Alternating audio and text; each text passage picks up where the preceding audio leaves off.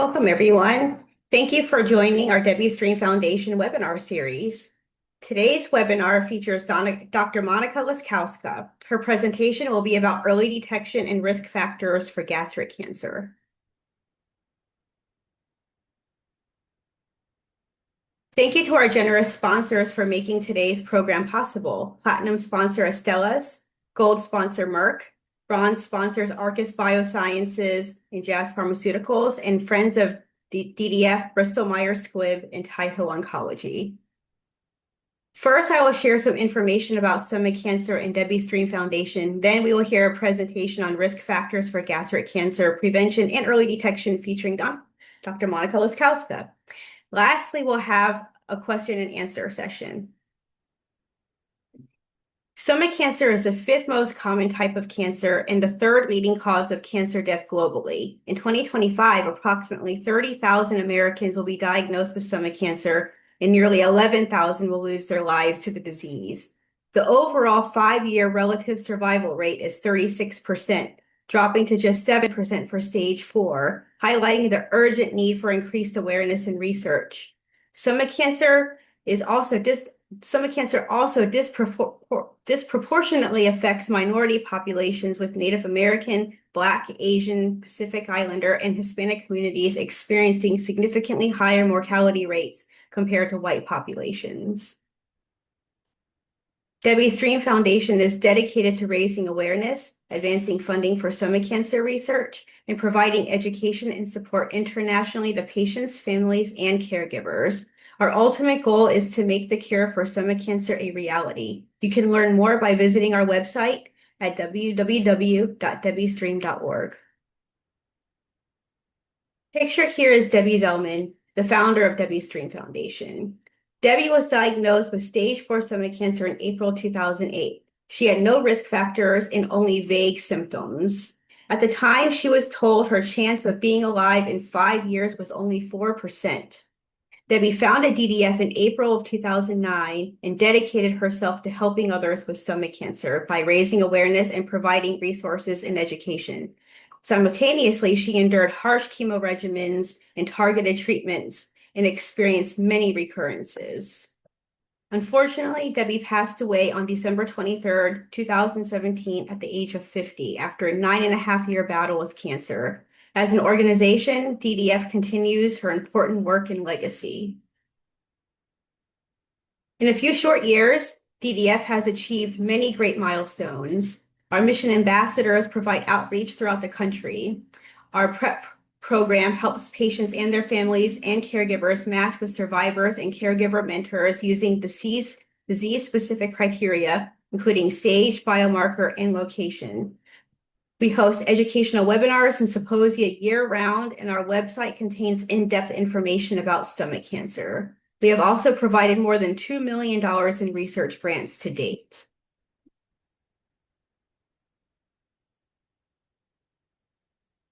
Patient advocates come together each year at our annual Stomach Cancer Capitol Hill Advocacy Day to secure funding from the Department of Defense's peer-reviewed cancer research program, which allocates funds to stomach cancer research. Earlier this year, in February, we traveled to Washington, D.C. with more than 130 advocates and held more than 150 meetings with lawmakers to inform them that we need more funding for this deadly disease. We are proud to say that this year was our largest turnout yet, and we hope you join us this coming February as we let Congress know that we need a cure.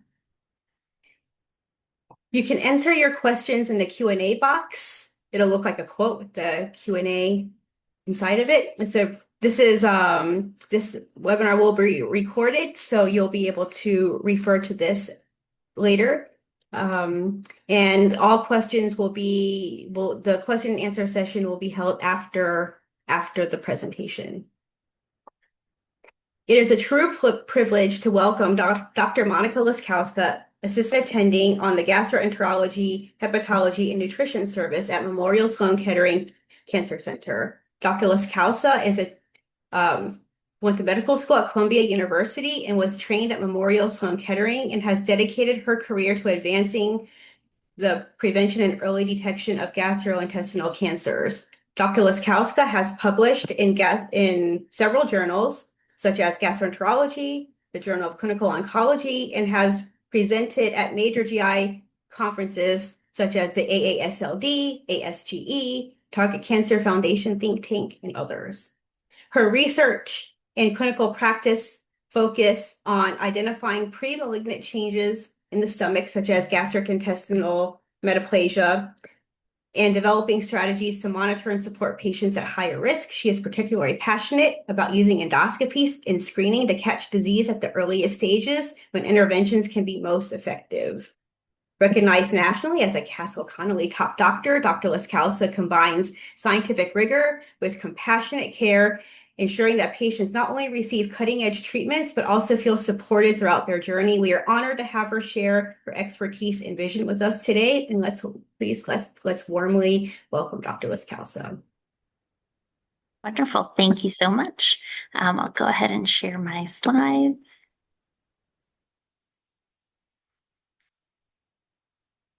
Right. Alrighty, so I'm really thrilled to be here today to speak with you all about one of my favorite topics, which is understanding risk factors for gastric cancer and how to prevent and detect this deadly cancer early.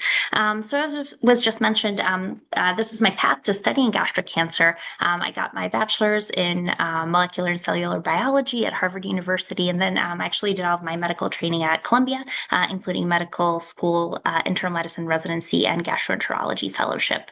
And during my fellowship, I actually got a master's in patient-oriented research.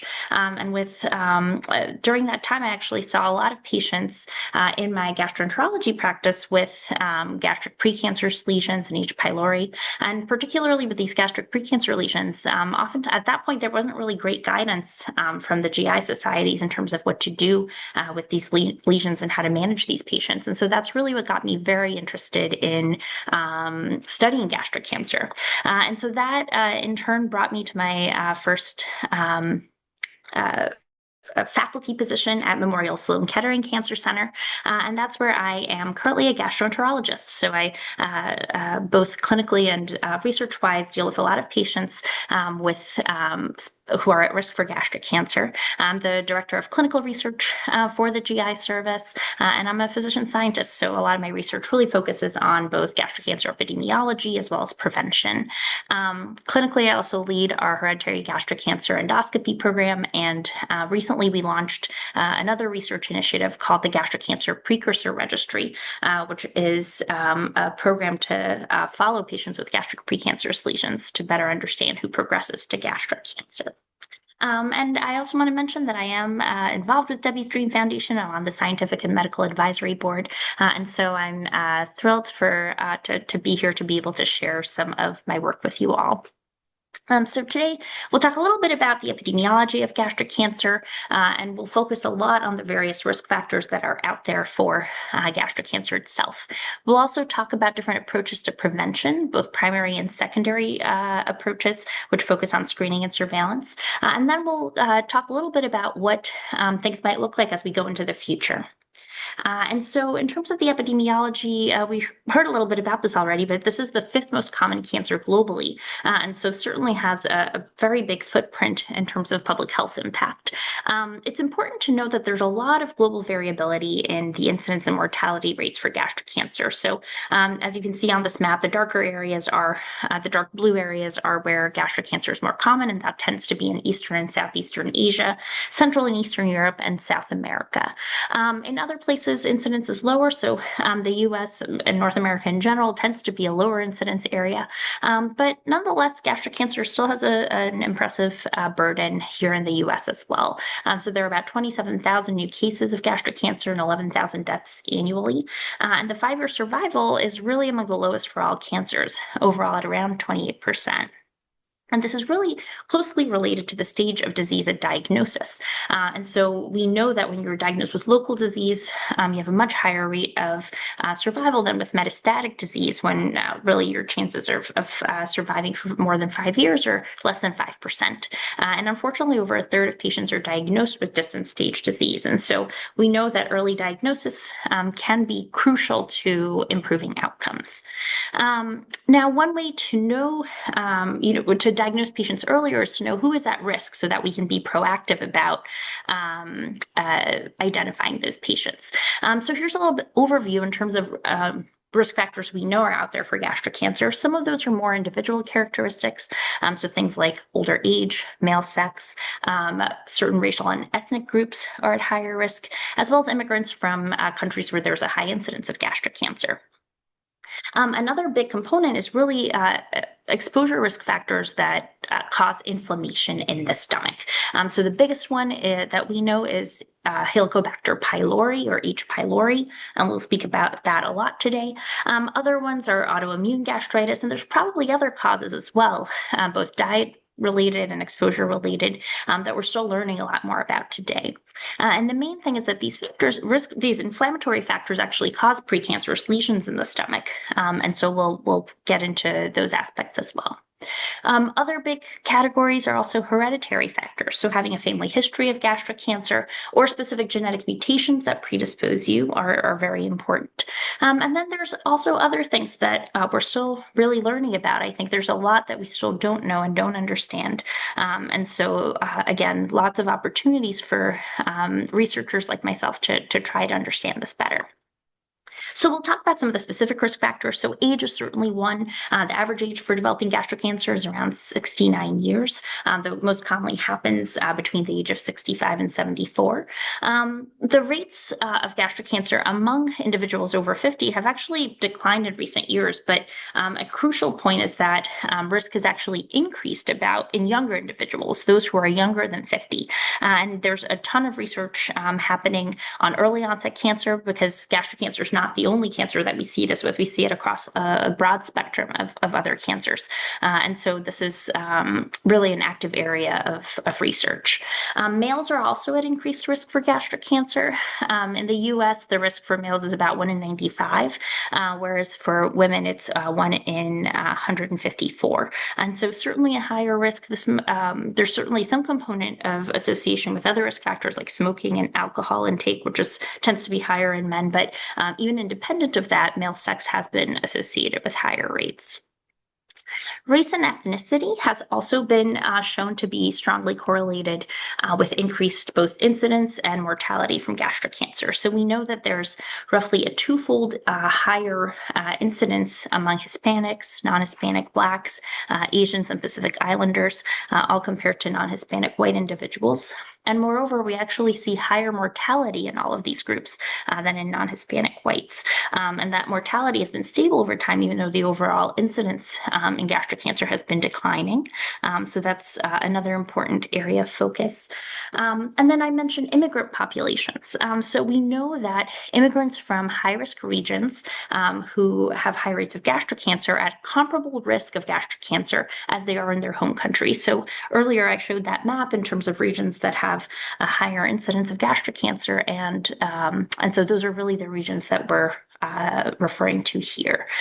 Interestingly, changing the country of residence is not sufficient to modify cancer risk. So there have been studies that have looked at various populations of immigrants, for example, immigrants from Japan to Hawaii, and they've shown that first-generation immigrants have the same risk when they live in Hawaii as they do in Japan. However, subsequent generations, like second-generation immigrants, that risk starts to go down.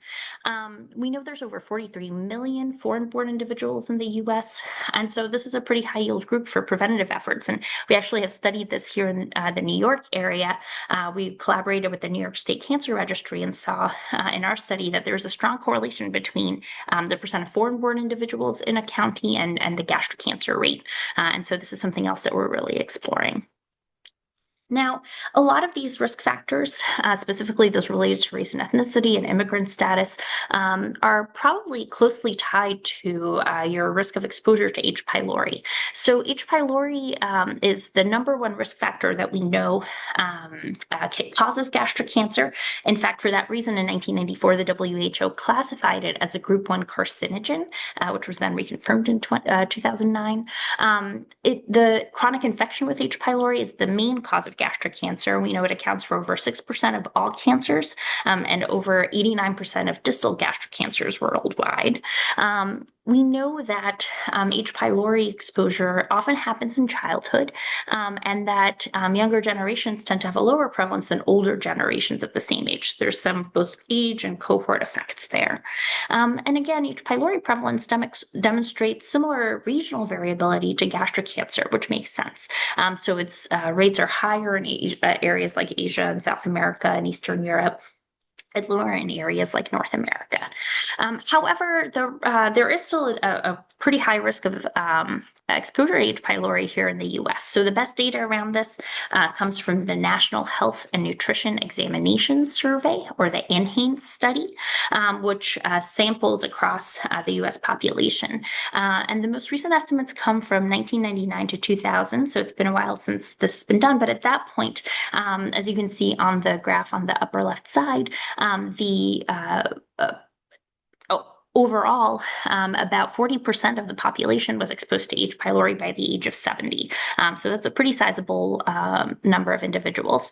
And moreover, there are also racial and ethnic disparities in this. So we know that certain groups have higher rates of H. pylori. From NHANES, for example, they looked at non-Hispanic Blacks and Mexican Americans, and rates of H. pylori in those populations were over 60 to 70%, so higher than the overall population. Now, how does H. pylori cause gastric cancer? So to understand this, we'll talk a little bit about what we call the chorea cascade. So non-cardia gastric adenocarcinoma is the most common subtype of gastric cancer. So that's responsible for over 90% of gastric cancers. And we know that this subtype progresses from normal mucosa to cancer through a very well-defined pathway called the chorea cascade. Basically, you start out with normal mucosa, and then you get exposed to some kind of inflammatory trigger. So H. pylori is the most common, though others that we will mention as well are things like autoimmune gastritis and things like that. That inflammatory trigger over time causes a chronic active gastritis. And that chronic inflammation actually causes the lining of the stomach to undergo certain changes to try to protect itself from that inflammation. So you start developing what we call gastric atrophy, and then intestinal metaplasia, then dysplasia, and ultimately cancer. And once you develop atrophy and intestinal metaplasia, you remain at increased risk for gastric cancer even after you get rid of H. pylori or that inflammatory stimulus. But we do think that these changes in the stomach do identify individuals that are at higher risk, and they give us an opportunity to monitor these patients to prevent, to identify treatable preneoplastic lesions like dysplasia, and therefore to prevent gastric cancer. So we remove the dysplasia before it can become cancer. How common are these lesions? So globally, over a quarter of the world's population has atrophic gastritis. About 16% have intestinal metaplasia, and about 2% have dysplasia at any given time. For the United States population, the estimates are a bit lower, about 15% for atrophic gastritis and 5% for intestinal metaplasia. But these are probably underestimating the prevalence, given that we don't really screen for these lesions. So this is just from patients undergoing symptomatic evaluation.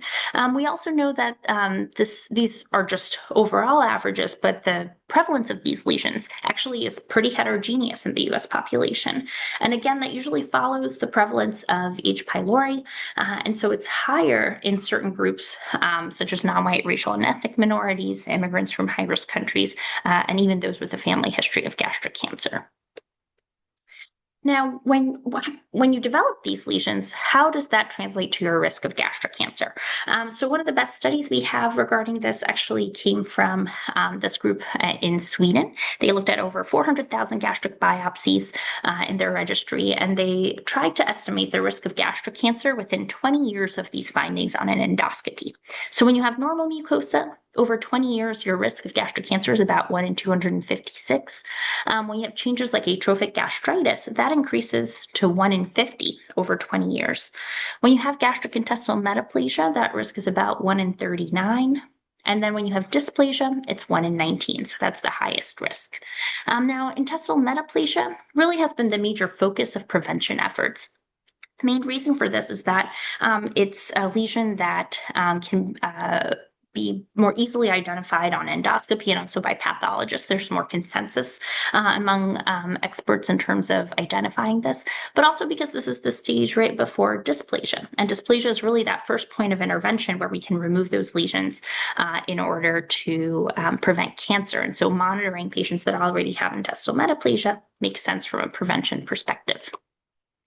Not all intestinal metaplasia is the same. So there's certain subtypes that you might hear about that are considered higher risk. So one kind of stratification of intestinal metaplasia is based simply on how these changes look on biopsies. So there's two types, complete intestinal metaplasia and incomplete intestinal metaplasia. The complete subtypes looks a little bit more like the small intestine rather than like the stomach to the pathologist. And this is actually the lower risk subtype because it has a lower risk of progressing to gastric cancer. Incomplete intestinal metaplasia looks more like colonic epithelium, so it looks more like the colon, and it has a higher risk of progression. So this is the higher risk subtype. It's also important where in the stomach we find the intestinal metaplasia. So limited intestinal metaplasia is just found in the lower part of the stomach, which we call the antrum. So that's the part closer to the small intestine. And this actually has a lower rate of progressing to gastric cancer than extensive intestinal metaplasia, which goes up more towards the proximal stomach or the upper part of the stomach closer to the esophagus. And this has a higher rate of progression. And we'll see how these stratifications actually play a role in terms of our guidelines for how to do monitoring for patients with these lesions. So we talked a lot about H. pylori and how it leads to changes in the stomach. One other risk factor I really wanted to talk about is autoimmune gastritis. So autoimmune gastritis is a chronic autoimmune condition. So that means the immune system is actually attacking the mucosa of the stomach and causing changes in the stomach. These changes are typically in the proximal or upper part of the stomach, so again, closer to the esophagus. And these are associated with certain antibodies called parietal cell antibodies and intrinsic factor antibodies. Those antibodies are actually what attacks the cells in the stomach and causes inflammation. And so this is really the mechanism behind how this type of inflammation occurs. Now, autoimmune gastritis actually predisposes you to two different types of stomach cancer. On the one hand, it causes hyperplasia of endochromaffin-like cells, which then can progress to dysplasia and ultimately cause neuroendocrine tumor or carcinoid. On the other hand, it can also cause the chorea cascade changes we talked about. So atrophic gastritis that leads to intestinal metaplasia, dysplasia, and ultimately gastric adenocarcinoma. So both of these are associated with autoimmune gastritis. Also, it's important to note that autoimmune gastritis actually causes pernicious anemia. And sometimes people might be diagnosed with pernicious anemia before they're even diagnosed with the autoimmune gastritis. And that is because the cells and antibodies, the way that they're involved, actually interrupts the pathway of absorbing vitamin B12 and iron. And both of those are crucial to maintaining your hemoglobin levels at a good level. Autoimmune gastritis can also cause issues like malabsorption, vitamin deficiencies, and neurological disorders. And so it's important to identify this condition so that we can monitor for these other changes as well. Another big category of risk comes from hereditary predisposition. So we know that a family history of gastric cancer is a very well-recognized risk factor. You have about twice the risk of developing gastric cancer if you have a first-degree relative with gastric cancer. So that means either a parent, a sibling, or a child. There's also an increased risk of having these gastric precursor lesions, like intestinal metaplasia, if you have a family history. And that's because often families are co-exposed to H. pylori. So H. pylori is actually more common amount among family members and household members. About 10% of gastric cancers have familial aggregation, and a specific mutation or hereditary cause is found in about 1 to 3% of these.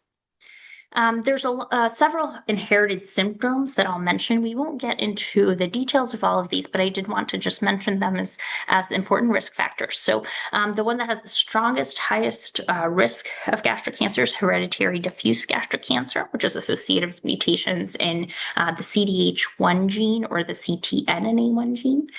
There's also GAPS, which is gastric adenocarcinoma and proximal polyposis syndrome, as well as familial intestinal gastric cancer. So these are syndromes where the gastric cancer is the kind of main presentation, the focal point.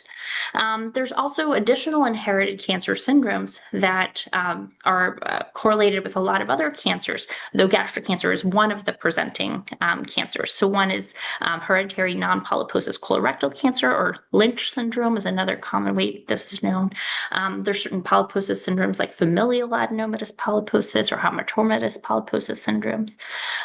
Hereditary breast and ovarian cancer syndrome, that's actually associated with BRCA1 and BRCA2 mutations, as well as Li-Fraumeni syndrome. So all of these various syndromes actually have very specific ways of monitoring and managing the risk associated with them and their own specific endoscopic surveillance guidelines. So we won't get into details for all of these. I did just want to mention that these are certainly things that if you have any of these syndromes, gastric cancer is one of the cancers that should be monitored for. I did want to briefly talk about hereditary diffuse gastric cancer. As I mentioned, this is one of the genes that has the strongest link with gastric cancer. About 40% of these cases are associated with mutations in CDH1, and CTNNA1 is the other mutation that's been identified, though we know that there's probably other mutations as well. The lifetime risk of gastric cancer is very high. We know that, though the estimates have changed over time. So early studies have shown estimates of around 56 to 70%, though more recent studies suggest that, with more people getting genetic testing and being able to get better ascertainment of cases, estimates might be lower, around 25 to 42%.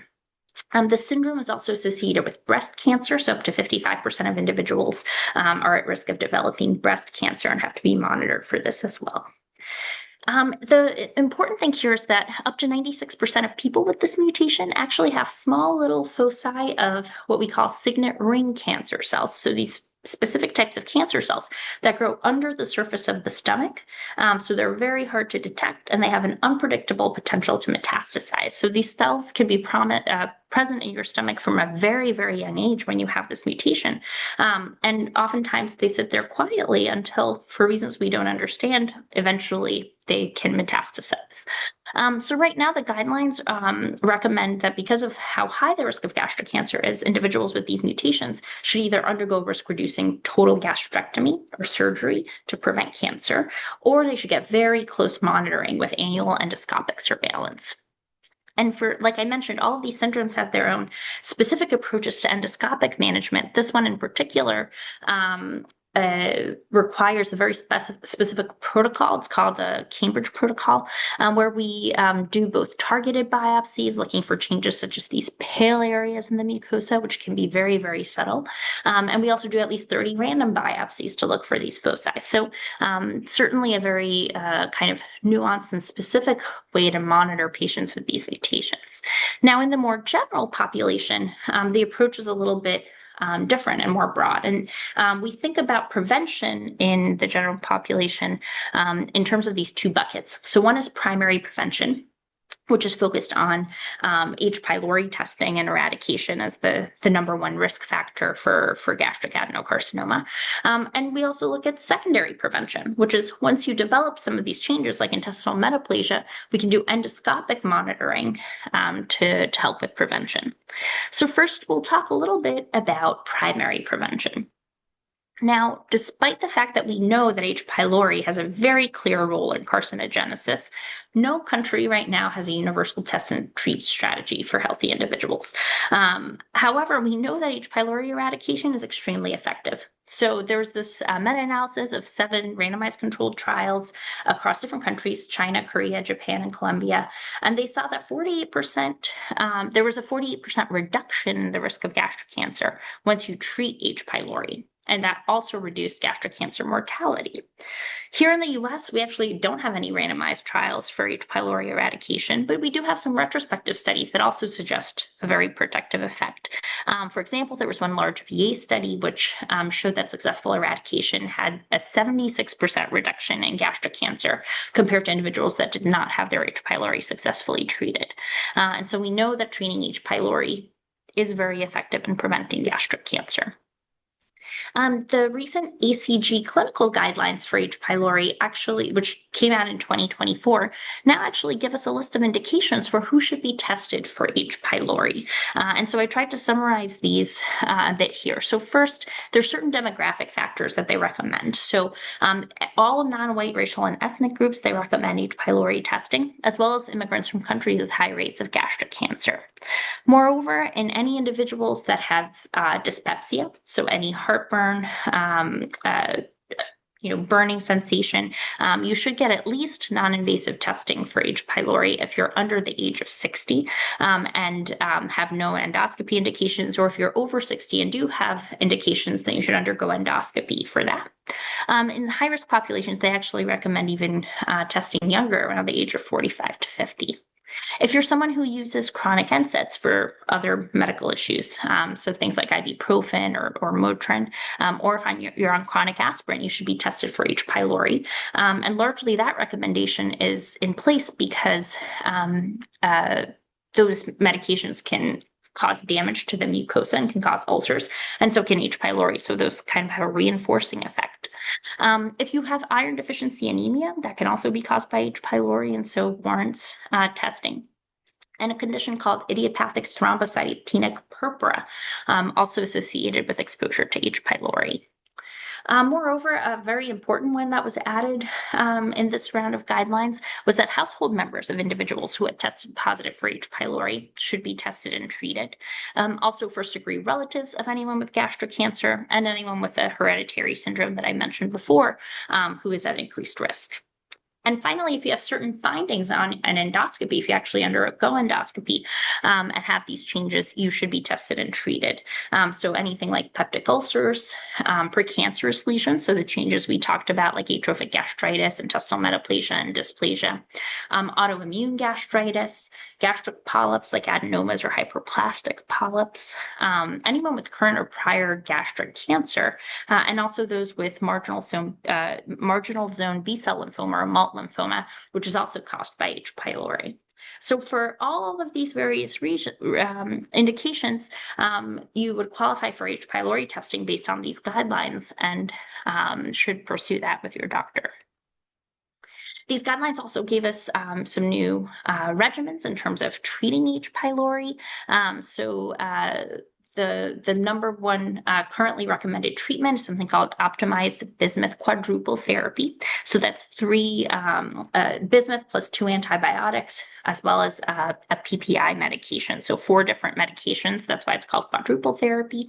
And that's broadly applied. And there's also several new regimens that have been recommended, including those that have a component known as vonaprazan. That's a new type of acid-suppressing medication that has a slightly different mechanism than PPI medications, which were used previously. So I just showed this to highlight that we're also really advancing in terms of our treatments for getting more effective treatments for H. pylori. Now, in the United States, of course, there's no population-based screening program. So again, a lot of times we're looking for at-risk populations and potentially screening in them, or patients who are having symptoms. But we don't actually have population-wide screening programs.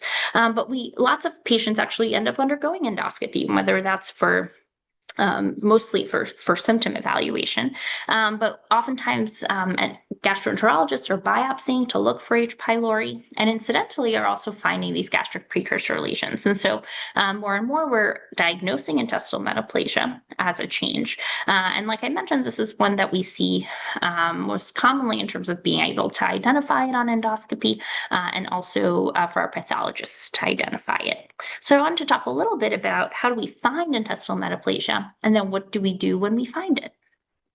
So that's under the category of secondary prevention. Now, to find intestinal metaplasia, you really have to do a high quality endoscopy. So really any patient that's undergoing an endoscopy in whom H. pylori testing is indicated, or if you have suspicion that they have these precancerous lesions, you should follow a specific protocol called the updated Sydney protocol.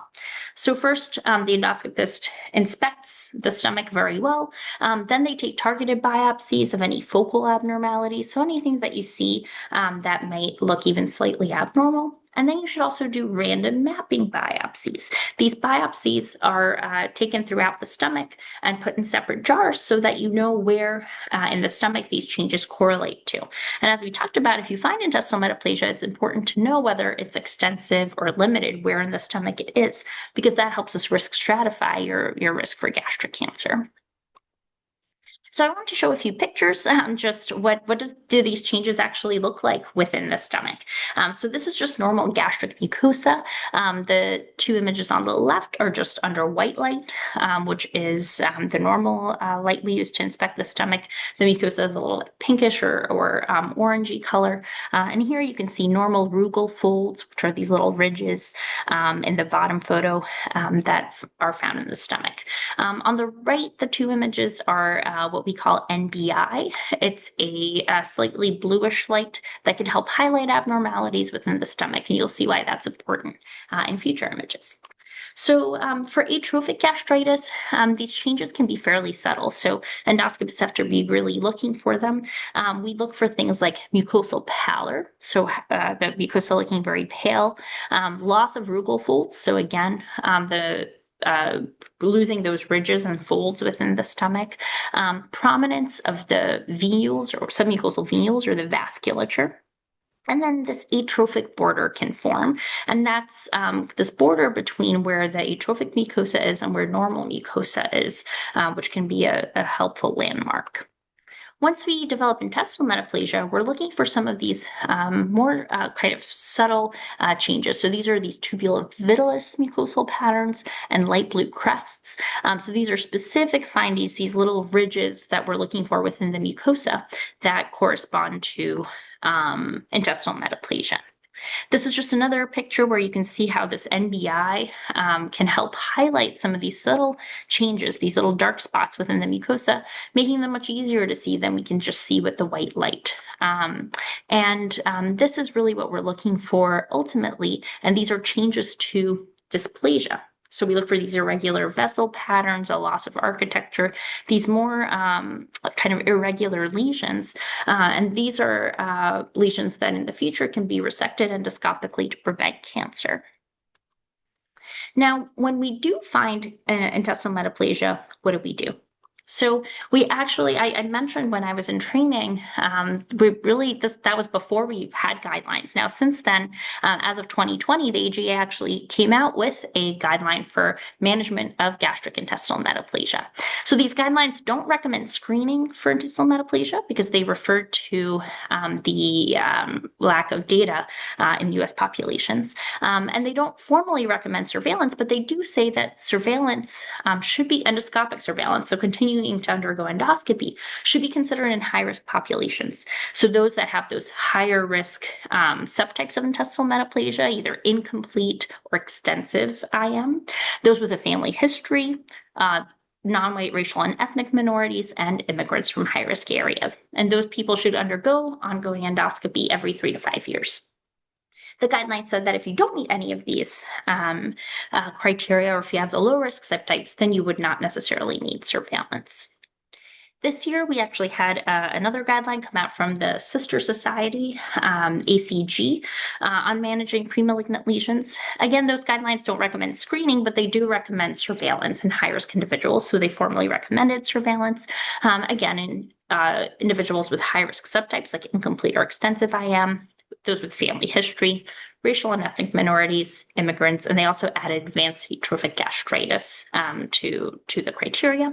They recommended a shorter interval of 3 years, and even said that if you have multiple risk factors, you might want to consider a shorter interval than that.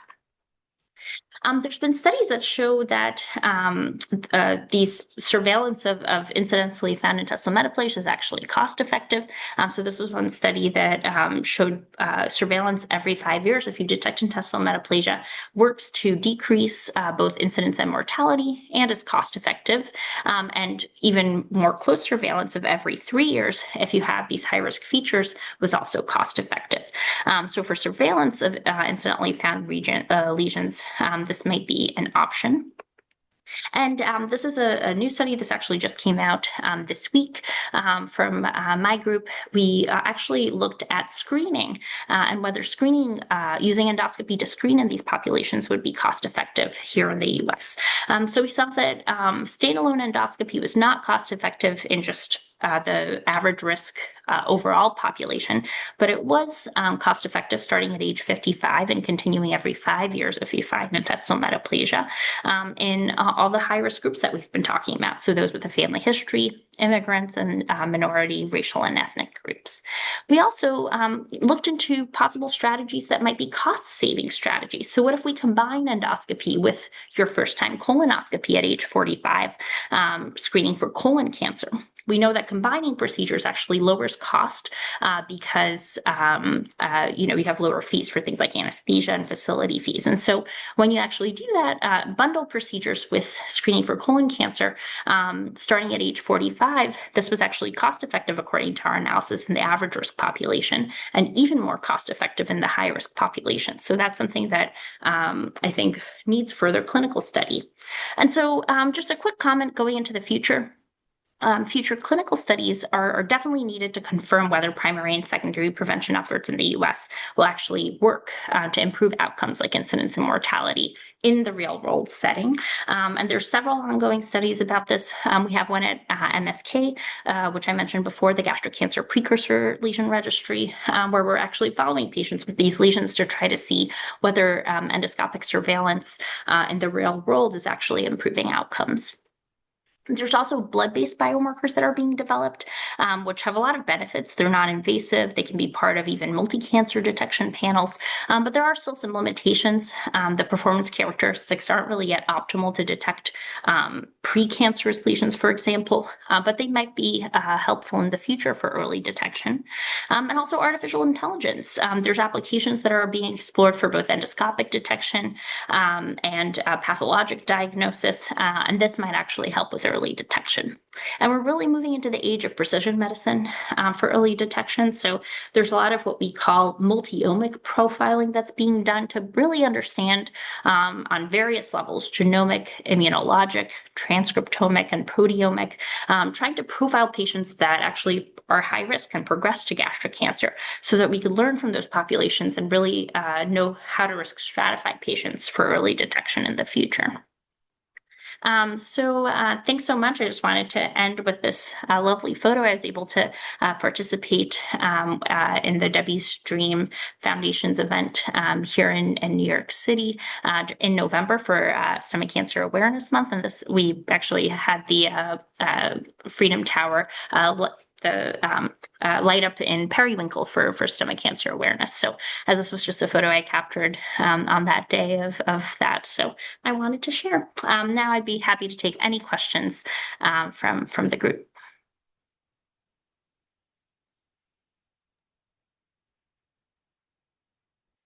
If you wanted to actually speak your question, I can actually give you the capability to speak. Just please raise your hand and I can get you to talk. So one question that did come through, they had they had just some nodules taken out of their upper stomach and esophagus, and one of them was a low-grade dysplasia. And what is the risk factor for a low-grade dysplasia tumor turning into cancer? Great question. So I guess there are differences in terms of the esophagus and the stomach and how we approach the management of low-grade dysplasia. So that's one thing I'll mention. Certainly from the stomach perspective, when we see low-grade dysplasia, that is the lower risk subtype of dysplasia. So we classify dysplasia as low-grade dysplasia or high-grade dysplasia. So certainly low-grade dysplasia is slower progressing when it comes to progression to gastric cancer. Actually has to go through the phase of high-grade dysplasia to then ultimately get to gastric cancer. So we're still learning. unfortunately, it's actually a bit challenging in terms of understanding that natural history because we don't really leave low-grade dysplasia when we can visibly see it. So because we know it's such a high risk, generally patients have that resected. So knowing the exact progression time is a little bit more challenging and can vary also depending on your other risk factors. But certainly dysplasia, if we could see it, if it's a visible lesion, you want to have that removed because the risk is certainly high enough. Once that lesion gets removed, then your risk technically goes back to the baseline in terms of the other changes that you have in the stomach. And so as long as that lesion was completely removed, but we do have enhanced surveillance guidelines. So if you've had dysplasia removed, even if it's low-grade dysplasia, we'll monitor you more closely than we would for someone with just intestinal metaplasia. Yeah, great. Thank you. All right. So Eve has a question. I'm going to allow you to speak. You should be. Yeah, hey, thank you very much. Very informative. So you mentioned that in order to do a correct endoscopy, you want to find some special centers that can do the biopsy properly. Can you elaborate on that and where to find those centers if it's not based in New York City?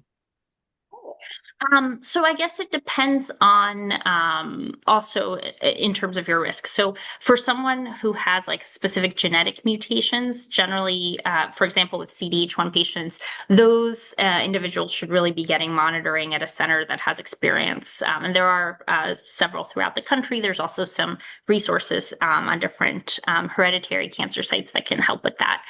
For intestinal metaplasia overall, technically, any gastroenterologist, it is our hope, should be able to identify and monitor for intestinal metaplasia.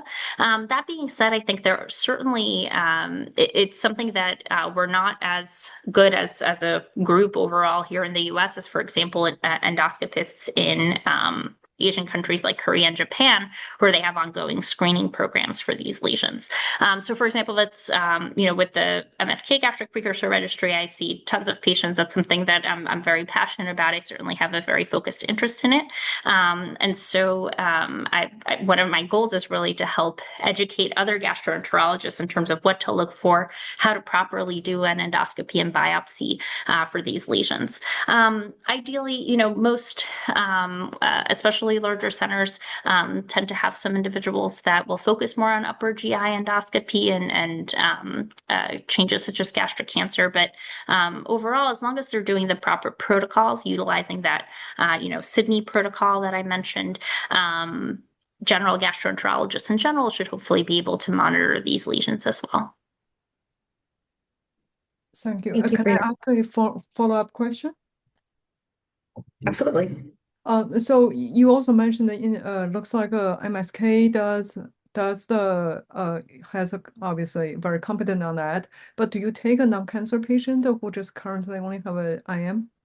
Great question. So for our registry, we actually do take non-cancer patients. So as long as you have documented precursor lesions, so autoimmune gastritis or intestinal metaplasia, and as long as you're willing to come to our center for your endoscopies and for your monitoring, then we absolutely do take non-cancer patients. And we do have a page on our website. You can actually fill out the questionnaire there, and we'll reach out to us. So that's certainly an option if anyone is interested. Thank you very much. Obviously, I would love to know the website, but I'll keep that to the organizer. Yeah. I'll send it to you, Eve. Okay, thank you. Yeah, you're Absolutely. welcome. Yes. And I will get to the questions that are typed, but I will get the people who raise their hands first. So Trirat, I got you. And I'm sorry, I probably totally butchered your name. But yes, please feel free to ask a question. Yes, thank you. I found that I have CDH1 when I was 50, and my daughter tested and she did not have mutation. And but then I remember when she was young, she had a food allergy. We don't know what, but for when we went to Asia and then in Thailand, and but it's gone away when maybe 1 week or so. So when think back, I wonder we didn't check if it's H pylori Pylori. or not? Is what do you think? Well, so it's usually with H. pylori, it's more of you're exposed to it when you're a child, but symptoms tend to develop over time. So it's less of that acute kind of infection where suddenly, you might have symptoms for a few days and it goes away. It tends to be more of a long kind of process. Certainly if you're, anyone who tested negative for a mutation like CDH1 wouldn't have the same hereditary risks, but you might have other exposures. So I think I showed that list in terms of different characteristics that might qualify someone for H. pylori testing. So I think certainly even sometimes if you don't have any symptoms, but you meet any of that criteria, you might warrant H. pylori testing. So certainly something to discuss with either primary care doctor or gastroenterologist to see if it might be a good idea to get H. pylori testing. Oh, so you mean only food poisoning? We thought it's food poisoning. It might be good idea to get tested. So food poisoning typically is more associated with other types of bacteria or sometimes even viral contamination. But if you're having acute symptoms, like if she's having symptoms right now, then that's something that we might be able to test for. Her doctor might be able to test for. But usually that wouldn't be something that you would test for after the fact if this was an exposure from childhood. Usually that passes on its own. H. pylori, on the other hand, is more of a chronic infection. So that's not something that typically will pass. It's something that you have chronically. Okay. Okay. Thank you so much. Of course. Thank you so much. And Joanne. Yeah, thank you. I have a quick question. So my husband has the single ring gastric cancer. He doesn't have the CDH1 mutation, but we have young children. I'm just wondering what kind of monitoring should we be doing? Like, should we test them for these mutations? And also, like, we initially test, they don't have H. pylori. Like, should be like, how often should we test them for like H. pylori? Great questions. So first, if depending on the criteria, so it's certainly a good thing to talk to a genetic counselor about this, but depending on the age that your husband might have been diagnosed, there's, if they tested for CDH1, I assume he would have met genetic testing criteria. And in that case, I would also make sure that he was tested for ctNNA1. So that's another mutation that can cause a similar type, the hereditary diffuse gastric cancer. If your husband was negative for both of those, then the good news is that your children, wouldn't have a risk of having those mutations. It's great that they were tested for H. pylori. Usually, if you can be exposed later on in life. So most of the time people are exposed when they're children, but over time you can also be exposed. Usually we don't recommend retesting unless they develop some kind of symptoms. And that could be anything, dyspepsia, heartburn, things like bloating, nausea, symptoms like that. Other than that, right now, it's something that we're really working on formalizing in terms of guidelines. Right now, there's no screening guidelines here in the US. And so even with a family history, if you don't have any other indications, there would be a reason to do endoscopic screening, though, like I showed, perhaps there's some reason to believe that that's something that might be on the forefront in the future, but we need more research on that. Aside from that, really, there's no surveillance that we would do unless, incidentally, they happen to have symptoms and have any of those precursor lesions found in their stomach. Luckily, if they haven't been exposed to H. pylori, if the testing was negative, then hopefully they would be at lower risk for that. But I would say, especially, with a family history of gastric cancer, I think I would recommend having a low threshold to, if any symptoms develop, definitely go see a gastroenterologist and get evaluated sooner rather than later. Just knowing that history. Thank you. So for endoscopy, like how early do you recommend like for surveillance purpose? Because So, in the cer- slides it shows like 45. It's like, so, is it so that really was that low? No, so that was really that was a cost effectiveness study. So right now that's not in the guidelines. That's just again kind of more into the future, where perhaps using cost saving measures like that, we might be able to implement that in the future. Right now, there's actually no screening, endoscopic screening guidelines currently in the US. So there's indications to be tested for H. pylori, but not to just undergo routine endoscopy. Again, certain countries, for example, in Korea and in Japan, there are screening programs because those populations are at increased risk. But unfortunately, here at the U.S. at this time, there isn't. So it's really right now, endoscopy is really symptom driven. So if you have any symptoms, then your gastroenterologist would, recommend endoscopy if it's indicated. And then based on what they find on that first endoscopy, then that would dictate whether you need ongoing endoscopy and surveillance. Got it. We're also from East Asia, so probably presumably high risk groups as well. Do Yeah, and I you recommend like going to those countries for screening? Like, No, I'm I mean, just so right now, there's no again, here in the US that we don't advocate for that, only because there's really no data. So right now, really the best recommendation is just low threshold if you have any symptoms to go see a gastroenterologist. It's really hard to to say. I think there's again something that I'm very passionate about. That's why we're trying to collect data so that we can be better informed about, potentially what high risk individuals should get screening or surveillance. But right now, that's just the current status of things. And again, yeah. that's why it's so crucial to support organizations like Debbie's Dream and do advocacy work so that we can really get the funding to get these kinds of studies going. Yeah, I'd like to get connected because for my husband, he never had any symptoms in his stomach before it was like really late. So I'd like to Yeah, get connected and help you and at least contribute our data points. So like, like we really need those screening. absolutely. Thank you. Thank you, Joanna. And you kind of answered this when you were speaking with Joanna about H. pylori testing. But a lot of people, when they get diagnosed and they're surveilled, they get very nervous about what is it, what are things looking like now? So for H. pylori, so you said that you don't have to be tested if you've already been tested and eradicated.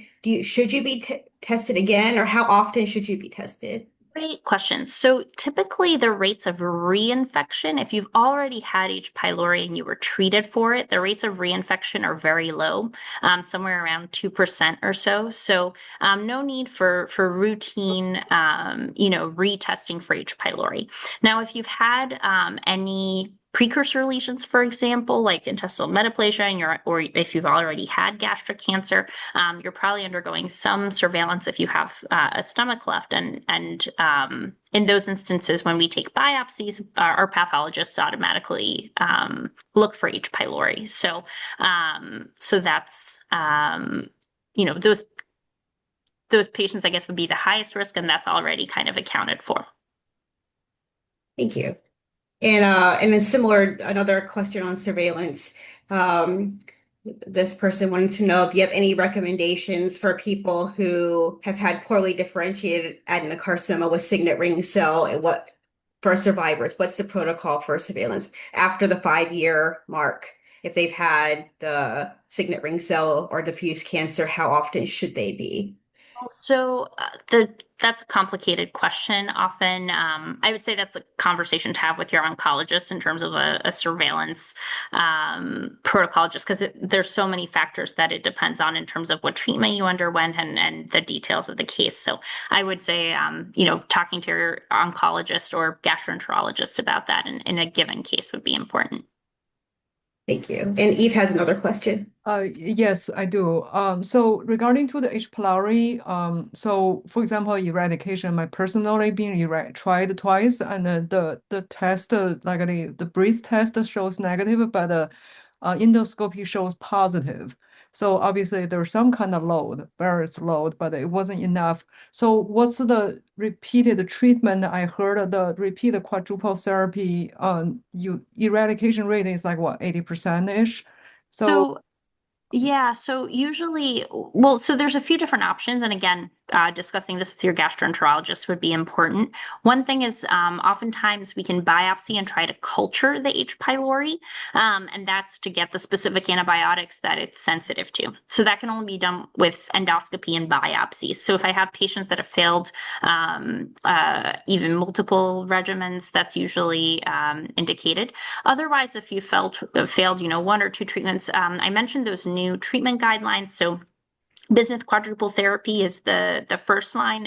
If you haven't had it, if you've already been treated with it, I probably wouldn't retreat necessarily, but there are other regimens, rifabutin-based therapy, and the vonoprazan-based therapies are the kind of newer options. And so I would suggest discussing those options with your GI. yes, thank you. I just have a few more slides to share. Sorry. The moment. So, but anyway, thank you really for being here and for your questions. If you have any more, feel free to send them to me, programs@wstream.org, and I can send the questions to Dr. Laszkowska so she can answer them. But we have lots more events coming up, so please visit our website for upcoming events. So we have one more tomorrow. It's a cooking demo, and then we will start up our programming in 2026. So this concludes our presentation. We really very much appreciate you being here today, and thank you again to our generous sponsors for making our program possible. Platinum sponsors SELLAS, Gold sponsor Merck, Bronze sponsors Arcus Biosciences and Jazz, and Friends of DDF, Bristol Myers Squibb, and Taiho Oncology. Again, this presentation is recorded, and this will be on our website within the next couple of weeks. Have good holidays and take good care. Thank you.